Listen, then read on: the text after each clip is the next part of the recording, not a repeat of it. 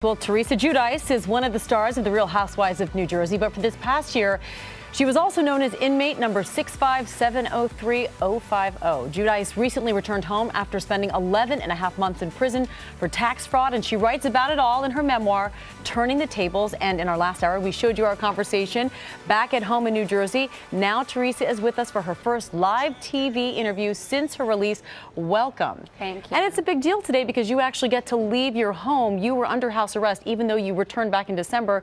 This is really the first time you're getting out. How does it feel to really be free? It feels great. It feels great to be home with my daughters, with my husband. And I mean, even though I was on house arrest, I was able to do things, but I just had to, I had to let my probation officer know where, what I was doing. Now you can go anywhere you want. Now I don't have to, there's no schedule. I could take my kids, to all their activities, because that was my biggest thing. Like, I just wanted to drive them to all their activities. You want to be back to being full-time mom. Like now, last night, I didn't get home till like past 8. And that was like driving a big deal? them all over. Yeah. Woo, all right. Call me Miss Taxi. Part of your sentence was to pay back the more than $400,000 you owed in restitution. In addition, your house at one point was in foreclosure. Tell me what your financial situation is right now. Restitution's paid off. My house is not in foreclosure anymore, thank God. And, everything's good. In your book, you write about how difficult it was for you to leave your 4 daughters at home. And we asked our viewers to send us questions for you. And Natalie asked, what lesson will you teach your daughters about your experience? Before you sign something, make sure you completely understand it and read everything. I know that before you left for Danbury, you told your younger girls that you were going away to write a book. You didn't explain to them that you were going to prison. What will you tell them about their dad leaving? Joe is going to spend the next 3.5 years behind bars. He leaves next month. Will you tell them that their father is going to jail? No. We said, Mommy's going to go to work first. And, I told them that Mommy was going to write a book, and I had to live at camp, which I call prison, which is prison, obviously. And I had to, had to go through the experience, and that's what Mommy was writing about. And then we said, when Mommy comes home, then Daddy's going to go to work. Yeah. I know that Joe is your childhood sweetheart. I'm curious how this experience impacted your marriage. You said don't sign anything that you don't read first. Do you in any way blame Joe for what happened to you? No, I don't. No, there was legal people around us also when I signed those papers, and something that happened, and I'm not going to look back. I'm just going to move forward and look at the future. What impact has this all had on your marriage? If anything, really, it's made it stronger. It really has. And we've been married 16 years, and it's going strong.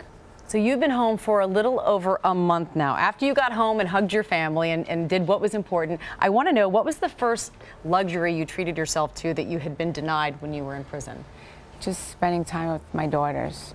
That's it. That's all I wanted to do, and spend time with Joe. That makes a lot of sense. What were the things that you, other than your daughters, dreaded most about prison, what you would have to live without? Being there? Yeah. Just my daughters and Joe. I didn't care about the food. I didn't care about anything. Yeah, I didn't care. I didn't care about clothes, and I was fine. Not wearing makeup every day. I just missed my daughters.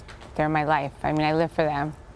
It's like, it's like amazing. Like, after you give birth, it's like, you can't live without them. And yet you had to for 11 and a half months. How did you pass the time? We heard in our piece when we sat down, you talked about you had a job in the kitchen, but you also had a lot of other free time on your hand. What did you do? I worked out 3 times a day. I did yoga. Yoga changed my life. I'm going to get certified in yoga. I just went to my first class. I did a lot of Pilates. I did a lot of running. So we had a great track. Thank God for that. We were able to go outside. And you actually, a lot of this will be detailed in the 7th season of Real Housewives. Yes. So what will we see in terms of the impact it had on you? How much will you show the cameras about your experience these past 11 months? I'm an open book. So I'm gonna share my whole life. And when you read my book, you'll see that everyone's gonna get to know me from my upbringing to in my 20s, to when I got married, to when I gave birth. And how it was when I was away, and and being on Real Housewives of New Jersey. Well, I know something you can clear up right now because there's been a lot of controversy about how to pronounce your last name. Okay. Okay. So we're all supposed to call you Teresa Giudice, right? Not Giudice. Giudice. I mean, that's the Italian way, but nobody knows how to say it. I mean, you know how to say it, but you know what? Joe and I are fine with saying Giudice. So it's Teresa and Joe Giudice. Correct. All right, we've set the record straight there. Thank you so much, Teresa, for joining us. Thank you. Turning the Tables is available now.